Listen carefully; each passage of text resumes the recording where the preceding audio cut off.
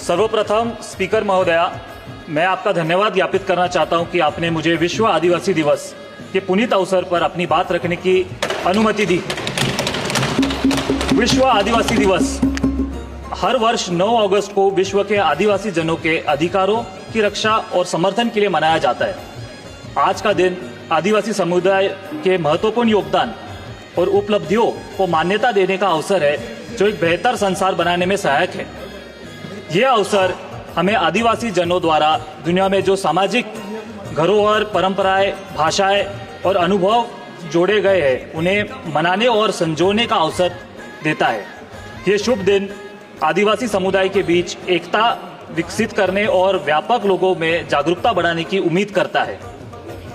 परंतु दुर्भाग्य से आज वास्तविकता अलग है। भारत में आदिवासी जनों की समस्या बहुत है, जिसमें सामाजिक, धार्मिक, शैक्षणिक और स्वास्थ्य से संबंधित मुद्दे शामिल हैं। आदिवासी छात्रों की ड्रॉप आउट दर अत्यधिक ऊंची है, विशेष रूप में माध्यमिक और उच्च माध्यमिक स्तरों पर।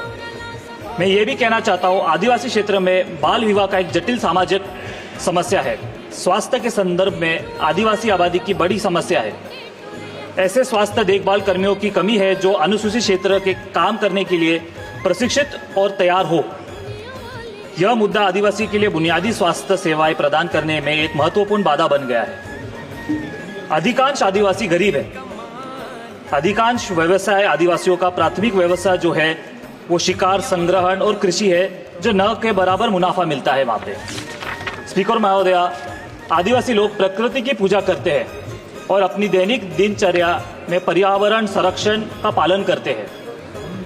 उनके लिए प्रकृति की रक्षा सबसे पहली आती है। प्रकृति उन्हें आहार उपलब्ध करती है और प्रकृति उन्हें रक्षा भी करती है।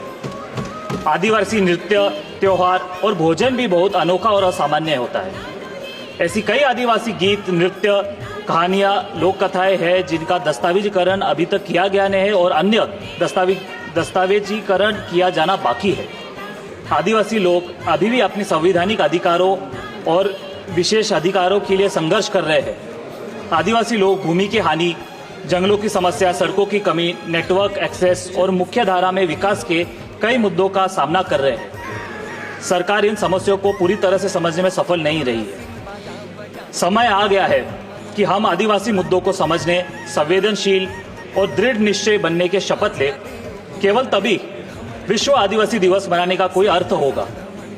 मैं एक बार फिर भारत और विश्व के सभी आदिवासी भाई बहनों को विश्व आदिवासी दिवस की ढेर सारी शुभकामनाएं देता हूं और एक रिक्वेस्ट करता हूं कि 9 अगस्त नेशनल हॉलिडे के तौर पे डिक्लेयर किया जाए। धन्यवाद।